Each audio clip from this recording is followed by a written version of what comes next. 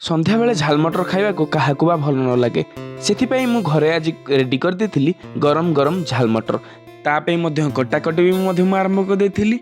Hey guys welcome to my channel. तो आज मु घरे बनाऊची झाल मटर जहाँ आपण माने भी घरे बनई खाई परिबे।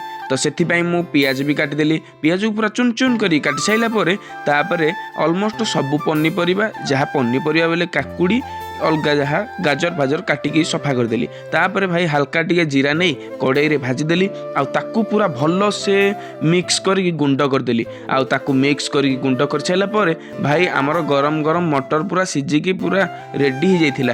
तापर भाई काटिकी रखिथिबा सब पनीपरिबा उपरे मटर को पूरा झस करके ढालिदेली। आउ तापर आमर पड़िला सोरिष तेल भाई डबल हरिण सोरिष तेल। तापर पहला आमर जीरा पाउडर आउ स्वाद अनुसार लुण लंका जदि आपन पकेबार इच्छा अछि तेबे पकांतु नचेत न पकेले भी चलिबो।